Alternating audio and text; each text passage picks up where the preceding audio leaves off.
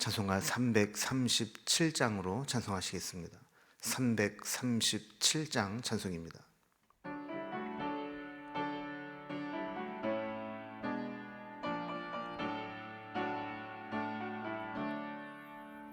내 모든 시험 무거운 짐을 주 예수 앞에 아뢰이면 근심에 쌓인 날 돌아보사 내 근심 모두 맡으시네. 무거운 짐을 나 홀로 지고 견디다 못해 쓰러질 때 불쌍히 여겨 구원해 주리. 은혜 주님 오직 예수. 내 모든 괴로움 닥치는 환난 주 예수 앞에 아뢰이면 주께서 친히 날 구해 주사 넓으신 사랑 베푸시네. 무거운 짐을 나 홀로 지고 견디다 못해 쓰러질 때 불쌍히 여겨 구원해 주리. 은혜 주님 오직 예수. 내 짐이 점점 무거워질 때 주 예수 앞에 아뢰이면 주께서 친히 날 구해 주사 내 대신 짐을 져주시네. 무거운 짐을 나 홀로 지고 견디다 못해 쓰러질 때 불쌍히 여겨 구원해 주리. 은혜 주님 오직 예수. 마음의 시험 무서운 죄를 주 예수 앞에 아뢰이면 예수는 나의 능력이 되사 세상을 이길 힘 주시네. 무거운 짐을 나 홀로 지고 견디다 못해 쓰러질 때 불쌍히 여겨 구원해 주리. 은혜 주님 오직 예수. 아멘. 오늘 함께 나눌 하나님의 말씀은 시편 59편 1절에서 17절까지 말씀입니다.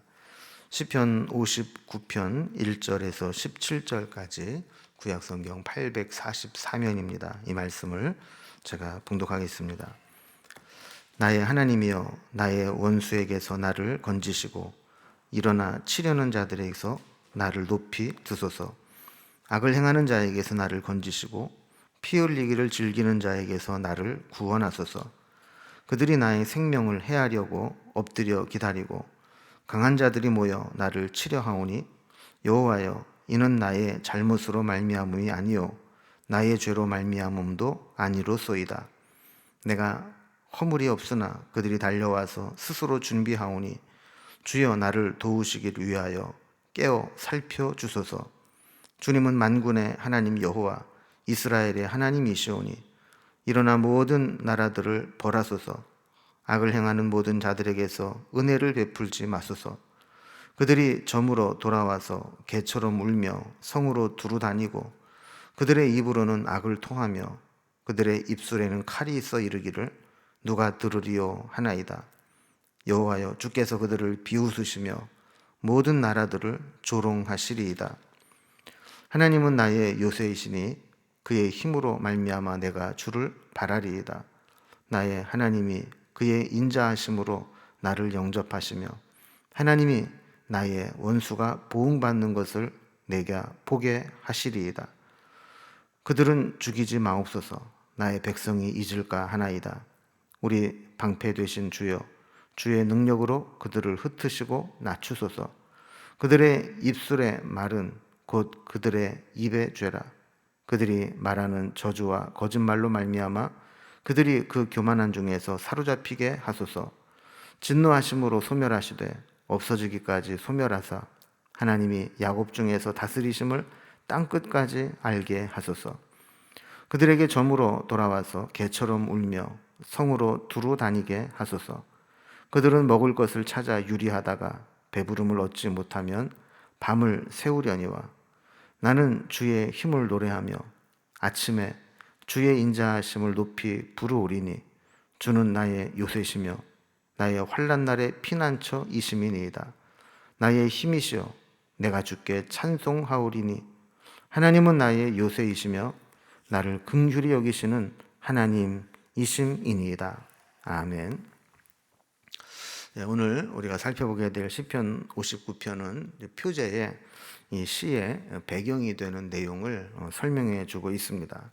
표제 뒷부분에 보면 사울이 사람을 보내어 다윗을 죽이려고 그의 집을 지킨 때에 이렇게 설명을 하고 있습니다. 다윗은 골리앗을 쓰러뜨리고 사울 왕에게 발탁이 되면서 승승장구했습니다. 그리고 사울의 사위가 되면서 앞으로 출세길이 보장된 것처럼 보였습니다. 그런데 갑자기 엄청난 일이 일어납니다. 사울에게 백성들의 마음이 가는 것들을 보면서 다윗에게 시기 질투를 느끼는 것을 넘어서서 이제는 다윗을 없애려고 하는 살기를 느끼게 된 것이죠. 다윗을 죽이려고 창을 던졌는데 다행히도 창을 피해서 목숨을 건집니다. 자, 그리고 나서 다윗은 집으로 도망치게 됩니다. 그런데 사울은 포기하지 않고 집으로 도망간 다윗의 집을 포위하고 다윗을 잡아 죽이려고 합니다. 다윗은 필사적으로 하나님께 매달리면서 시를 또 기록하게 되는데 그 배경 속에서 탄생한 시가 시편 59편입니다. 오늘 말씀 1절과 2절을 보면 나의 하나님이여 나의 원수에게서 나를 건지시고 일어나 치려는 자에게서 나를 높이 드소서. 악을 행하는 자에게서 나를 건지시고 피 흘리기를 즐기는 자에게서 나를 구원하소서 그랬습니다. 여러분, 다윗의 입장에서 본다면 정말 황당한 일 아니겠습니까?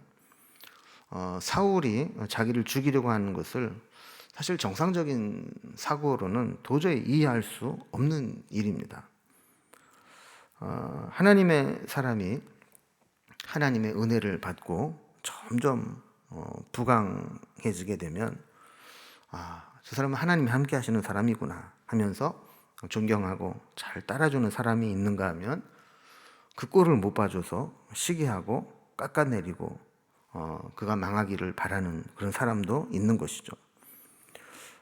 자기가 하나님의 사람으로 바로 서고 하나님께 쓰임 받으면 될 텐데 그런 생각은 하지 못하고 그저 겉으로 보이는 것만 더 주목받고 더 높아지고 더 인정받고 싶은 교만한 마음만 남아있기 때문입니다. 다윗은 이런 시기심을 당시 왕이었던 사울에게서 받고 있었습니다. 그런데 아직 왕이 되기 전인 다윗은 자신의 힘만으로는 사울 왕을 상대해서 이겨낼 재간이 없습니다. 그가 이 위기를 모면할 수 있는 유일한 길은 하나님을 붙잡고 기도하는 것이었습니다. 그래서 3절에 보면 하나님께 자신의 처지를 말씀을 드리면서 기도하기 시작합니다. 그들이 나의 생명을 해하려고 엎드려 기다리고 강한 자들이 모여 나를 치려하오니 여호와여 이는 나의 잘못으로 말미암음이 아니요 나의 죄로 말미암도 아니로소이다 그랬습니다. 다윗은 지금 사울이 자기 생명을 해하려고 엎드려 기다리고 있다. 강한 자들이 모여 나를 치려하고 있다. 그런데 내가 잘못했기 때문도 아니고 내 죄 때문도 아니다. 이렇게 말씀을 드립니다.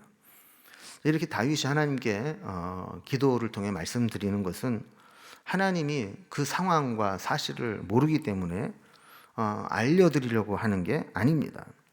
사실 하나님은 우리가 다 보고하지 않아도 이미 너무나 잘 알고 계십니다.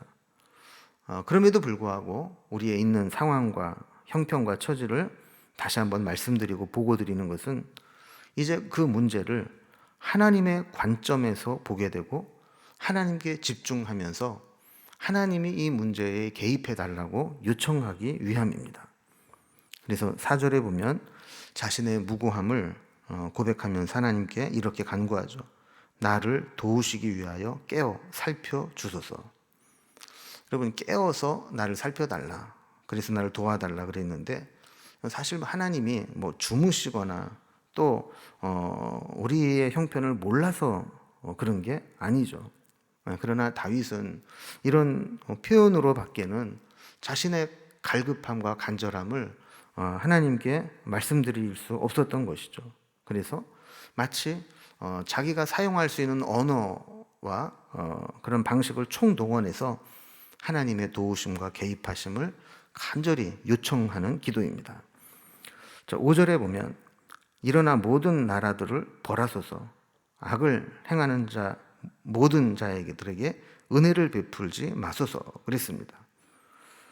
그러니까 악을 행하는 자에게 벌을 내리시고 은혜를 베풀지 말아달라. 다시 말하면 악한 자들의 계획이 실행될 수 없도록 막아달라 하는 것이죠. 자, 그러면서 6절과 7절에 보면 악한 자들의 행태를 고발하면서 하나님 백성은 더 이상 희생되지 않도록 막아달라 그러는데, 특별히 저 악한 자들을 개에 비유하는 것을 보게 됩니다.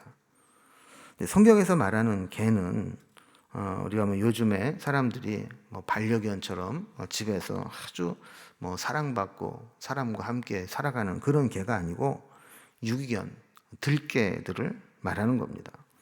여기저기 다니면서 쓰레기통을 뒤지고 음식물을 훔쳐먹고 어지럽히고 문제가 있는 그런 개들이죠.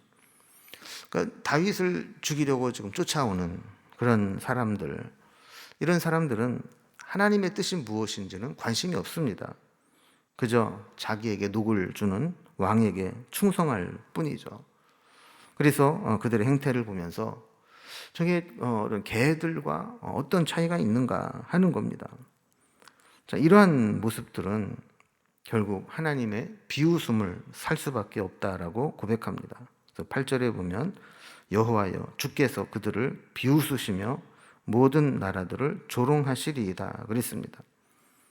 그럼 사실 우리가 뭐 1대1로 만약에 한적한 곳에서 들개들이 막 떼를 지어서 쫓아오고 몰려다니고 세상을 휘젓고 돌아다니고 그러면 사람에게는 두려운 존재처럼 보일 수 있을지 모릅니다. 그러나 하나님의 입장에서 보면 아무리 개들이 날뛰고 돌아다녀도 그거는 가소로운 존재이고 또 하나님 보시기에는 이 세상에 조롱거리밖에 안 된다는 겁니다. 하나님은 미친 개도 두들겨 잡을 수 있는 분이시고 다윗은 그 하나님께 그들의 나머지 심판을 부탁드리는 거죠. 그러면서 하나님께로 피하겠다 이렇게 고백합니다. 9절을 보면 하나님은 나의 요새이시니 그의 힘으로 말미암아 내가 주를 바라리이다 그랬습니다.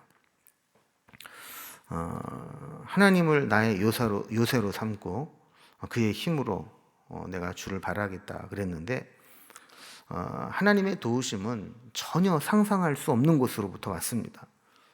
신기하게도 사울은 다윗을 죽이려고 했는데 그 정작 그를 위기에서 건져준 사람은 그 사울의 딸 미갈과 또 사울의 아들 요나단이었습니다. 그러니까 아무리 악한 자들이 들개처럼 몰려와서 포위하고 죽이려고 했지만 하나님이 그 계획을 무효화시키고 다윗을 건져주셨다는 겁니다. 다윗은 이러한 경험과 체험을 바탕으로 10절에서 이렇게 고백합니다. 나의 하나님이 그의 인자하심으로 나를 영접하시며 하나님이 나의 원수가 보응받는 것을 내가 보게 하시리이다 그랬습니다. 자, 그러니까 결국 하나님을 요새로 삼고 하나님을 의지하는 자에게 하나님은 인자하심으로 그를 맞아주시고 원수들이 보응받게 해주시겠다라는 거죠. 그래서 11절에 보면 하나님께 한 가지 또 청원을 드립니다. 그들을 죽이지 마옵소서. 나의 백성이 잊을까 하나이다. 우리 방패 되신 주여 주의 능력으로 그들을 흩으시고 낮추소서 그랬습니다. 자, 그러니까 지금 다윗을 쫓아다니는 이 군인들, 그들을 흩으시고 낮추시되 죽이지는 말아달라 하는 겁니다. 다윗이 왜 이런 기도를 드렸을까요? 그들도 하나님의 백성들인데 단지 사울에게 고용된 군인이기 때문에 그들은 무엇이 옳은지 그른지 또 무엇이 하나님의 뜻인지 판단하고 분별을 할 수 있는 상황이 못 되었다라는 것이죠. 그는 군인이고 군 통수권자인 사울 왕이 그들을 시킨 대로 따라했을 뿐이니 하나님께서 그들을 불쌍히 여기셔서 죽이지는 말아달라 하는 겁니다. 또 그들이 나중에 교훈이 될 수 있기 때문에 그들을 남겨달라 하는 겁니다. 다윗은 평안함보다 영적으로 깨어있음이 더 중요하다는 것을 알았습니다. 그래서 다윗의 삶을 보면 가시 같은 존재를 늘 옆에 끼고 살아오면서도 그것이 오히려 자신을 영적으로 깨어있게 만들고 기도하게 만들고 영적으로 살아있게 만들 수 있는 존재라고 여기고 살았던 것이죠. 그래서 그들을 다만 흩으시고 낮춰주시고 또 그들이 하나님의 백성들을 영적으로 연단하는 그런 사명을 감당할 수도 있으니 죽이지 말고 그냥 살려주시고 그냥 흩으시고 낮춰만 달라 이렇게 요청을 하는 겁니다. 자, 그 사명을 다하면 악한 자는 하나님이 처리하실 것을 믿었습니다. 그래서 12절에 보면 그들의 입술의 말은 곧 그들의 입의 죄라. 그들이 말하는 저주와 거짓말로 말미암아 그들이 그 교만한 중에서 사로잡히게 하소서 그랬습니다. 악한 자들이 범하는 가장 보편적인 죄는 입으로 말로 짓는 죄입니다. 결국 다윗이 이렇게 사울을 피해서 도망다니고 또 어려운 상황 가운데 있을 때 사실 물리적으로 힘든 것보다도 그를 위협하고 또 멸시하고 하는 거짓말로 또 술수를 쓰는 그런 말들이 다윗을 정말 힘들게 했던 것 같아요. 그러니까 그런 말로 악을 범하는 자들 그들의 죄를 하나님께서 사로잡히게 해달라 이런 기도를 드리는 것이죠. 또 13절에 보면 진노하심으로 소멸하시되 없어지기까지 소멸하사 하나님이 야곱 중에서 다스리심을 땅 끝까지 알게 하소서. 결국 하나님의 심판을 요구하지만 그것으로 인해서 자신의 원수들을 없애는 데 목적이 있는 것이 아니고 하나님이 하나님을 의지하는 자들을 어떻게 다스리시는지 하나님이 이 세상에 어떻게 통치하고 계시는지를 나타내 달라는 겁니다. 자, 그리고 심판의 결과로 14절을 보면 그들에게 점으로 돌아와서 개처럼 울며 성으로 두루 다니게 하소서 그랬습니다. 아까도 악한 자들을 이제 들깨에 비유했는데 여기서도 마찬가지죠. 그들이 점으로 돌아와서 개처럼 울며 성으로 두루 다니게 해달라. 그러니까 교만함과 자신의 욕심을 채우기 위해서 여기저기 쫓아다니던 자들은 영원히 만족함을 얻을 수 없고 방황할 수밖에 없다는 것이죠. 그래서 나중에 성으로 돌아와서도 어디에 안주하거나 또 함께 더불어 살지 못하고 두루 다니면서 울면서 세월을 보내게 될 것이라는 겁니다. 또 15절에 보면 그들은 먹을 것을 찾아 유리하다가 배부름을 얻지 못하면 밤을 새우려니와 그랬습니다. 그러니까 먹을 것을 찾아서 유리방황하며 쫓아다니지만 배부름을 얻지 못하고 밤을 지새게 될 것이다 라는 겁니다. 자, 그러니까 지금은 다윗이 피해자이고 또 쫓겨다니는 그런 상황이지만 그것을 알고 사주했던 사울 왕과 또 모르고 시킨 대로 따라했던 그런 군인들, 이런 사람들의 말로는 결국에는 지금 이야기하는 것처럼 하나님께서 그들을 심판하실 것이고 마치 정처 없이 방황하는 들개처럼 그렇게 만족스럽지 못한 상황 가운데 지내게 될 것이라는 겁니다. 하지만 다윗은 그런 악한 자들의 고통에 대비해서 하나님의 은혜를 입고 살기 때문에 저들과는 완전히 다른 삶을 살게 될 것이라고 고백합니다. 하나님을 찬양하고 노래하며 하나님의 은혜 가운데 거하게 됨을 기쁘게 여깁니다. 그래서 16절과 17절을 보면 나는 주의 힘을 노래하며 아침에 주의 인자하심을 높이 부르오리니 주는 나의 요새이시며 나의 환난 날의 피난처이심이니이다. 나의 힘이시여 내가 주께 찬송하오리니 하나님은 나의 요새이시며 나를 긍휼히 여기시는 하나님이심이니이다. 그랬습니다. 악인들은 보호받지 못하는 들개처럼 유리방황하지만 하나님을 의지하는 자는 아침에 주의 인자하심을 노래하면서 평안하게 하루를 열게 되는 것이죠. 하나님을 나의 요새이시며 환난 날의 피난처이시며 힘이시며 긍휼히 여기시는 하나님이라고 고백하게 되는 겁니다. 여러분, 우리도 다윗과 같이 어려움과 위기를 만날 수 있습니다. 그러나 그때 그들 때문에 낙심하거나 또 같이 진흙구덩이에 빠지듯이 다투거나 이렇게 할 것이 아니라 긍휼히 여기시는 하나님을 바라보면서 무조건 하나님을 의지하고 붙들어야 합니다. 나를 무너뜨리려고 하는 자가 아무리 술수를 써도 하나님이 나를 도와주시고 하나님이 나를 붙들어 주시면 우리는 그 위기에서 구원을 얻게 됩니다. 지금 우리가 혹시 인생의 밤을 지나고 있을지라도 하나님은 우리에게 찬란한 아침을 허락해 주실 것이고, 지금 힘든 밤을 지내고 있을지라도 아침에는 하나님께 찬송을 드리며 새로운 삶을 시작하게 될 것입니다. 오늘도 우리 하나님을 바라보면서 우리를 도우시고 인도하시고 이 절망의 밤을 끝내고 찬양의 아침으로 우리를 인도하실 하나님을 바라보며 오늘 하루도 믿음으로 승리할 수 있기를 바랍니다. 기도하겠습니다. 하나님 아버지, 다윗은 사울 왕의 시기 질투로 인해서 죽음의 위기를 넘기게 되고 집에까지 도망을 왔지만 사방으로 포위당하여 죽기 직전에 위기 상황을 만났던 모습을 살펴보았습니다.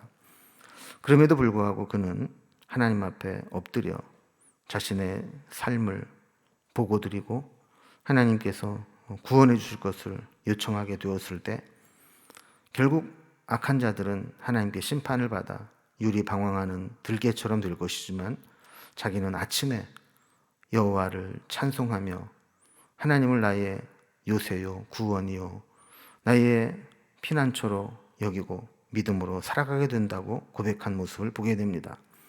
우리도 때로 절망의 밤 같은 시간들을 보내며 힘든 상황 가운데 있을지라도 아침에 우리로 하여금 찬양하게 만드시는 하나님을 바라보며 이 어두운 시간들을 잘 감당해낼 수 있도록 인도해 주옵소서. 각자 삶의 모습은 다르지만 치열한 삶의 현장에서 때로는 지쳐가고 때로는 힘든 상황들을 만났지만 그때도 여전히 우리는 구원 되신 하나님을 붙잡고 믿음으로 이 시기를 잘 견뎌내고 마침내 찬란한 영광의 아침에 찬양으로 주님을 맞이하는 저희들이 될 수 있도록 그때까지 붙드시고 인도하시고 힘과 은혜를 베풀어 주옵소서. 오늘도 우리가 가지고 있는 여러 가지 기도 제목들 주님이 아시오니 형편과 처지를 따라 살펴주시고 우리를 더 주께 가까이 붙들어 매주시고 우리의 삶이 하나님과 동행하며 우리 주님을 기쁘시게 하는 삶이 될 수 있도록 오늘 하루도 하나님의 은혜로 함께하여 주옵소서. 주님을 사랑하며 예수님의 이름으로 기도드리옵나이다. 아멘. 이제 각자의 기도 제목들로 자유롭게 기도하시겠습니다.